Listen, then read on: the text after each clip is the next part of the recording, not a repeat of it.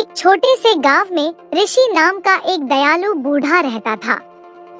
सभी जानते थे कि वह पेड़ पौधों से बातें कर सकता है और उनकी भाषा समझता है। एक दिन गांव में अचानक पानी की कमी हो गई। नदी सूखने लगी और कुओं में पानी का स्तर कम हो गया। खेतों में लगी फसलें प्यास से मुरझाने लगी। गांव वाले परेशान थे, उन्हें समझ नहीं आ रहा था कि क्या करें। ऋषि ने गांव वालों की चिंता देखी तो उन्हें बहुत दुख हुआ। वह जानता था कि जंगल के जानवरों और पेड़ पौधों से ही उनकी मदद मिल सकती है। सूरज निकलते ही वह जंगल की ओर चल पड़ा। जंगल बहुत घना था। ऊंचे ऊंचे पेड़ इतने करीब थे कि उनके बीच से निकलना भी मुश्किल था। अचानक ऋषि को तितलियों का एक झुंड दिखाई दिया। वे रंग बिरंगी थी और खुशियों से नाच रही थी। ऋषि ने सोचा शायद ये तितलियां जंगल के किसी रहस्य का रास्ता बता सकती हैं। ऋषि ने तितलियों का पीछा किया।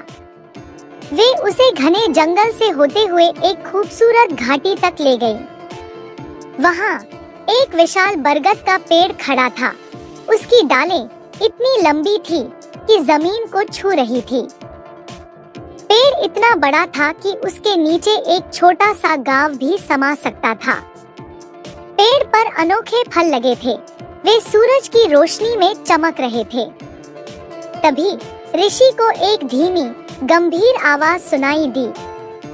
ऋषि, स्वागत है। मैं जानता हूँ तुम क्यों आए हो। ऋषि चौंक गया। उसने चारों ओर देखा, लेकिन उसे कोई नहीं दिखा। फिर उसने जमीन पर झुककर पेड़ को सम्मान दिया, क्योंकि उसे समझ आ गया था कि आवाज उसी विशाल बरगद की है। बड़े बरगद के पेड़, ऋषि ने कहा, हमारे गांव में पानी की बहुत कमी है। फसलें मर रही हैं और सभी परेशान हैं। क्या आप हमारी मदद कर सकते हैं? पेड़ ने अपनी पत्तियां हिलाईं और जवाब दिया, मैं तुम्हारी मदद कर सकता हूँ ऋषि, लेकिन एक शर्त है। मेरी डालों पर जो फल लगे हैं उनमें तुम्हारे गांव की प्यास बुझाने की शक्ति है। लेकिन अगर तुम इन फलों का लालच या मतलब के लिए इस्तेमाल करोगे तो उनका जादू खत्म हो जाएगा। ऋषि ने खुशी से वादा किया कि वह फलों का समझदारी से इस्तेमाल करेगा। उसने कुछ फल तोड़े और वापस गांव की तरफ दौड़ पड़ा। गांव के लोग उसे फल लेते देख बहुत खुश हुए। ऋषि ने उन्हें पेड़ की शर्त बताई और सब लोग मिलकर यह मान गए कि फलों का सही इस्तेमाल करेंगे। उन्होंने फलों को आपस में बांटा और उनके बीज बोए ताकि और बड़े बरगद के पेड़ उगे।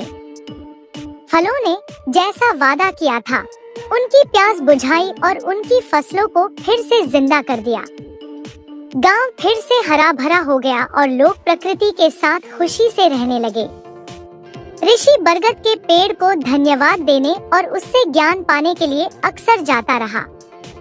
गांव वाले भी पेड़ की मदद को कभी नहीं भूले और उसकी अच्छी देखभाल करते रहे। वे फलों का कम मात्रा में और सिर्फ अपनी जरूरतों के लिए इस्तेमाल करते थे। बरगद का पेड़ और उसके बीज से उगे पेड़ गांव वालों के प्रकृति के सम्मान और संसाधनों को समझदारी से इस्तेमाल करने का सबूत बन गए।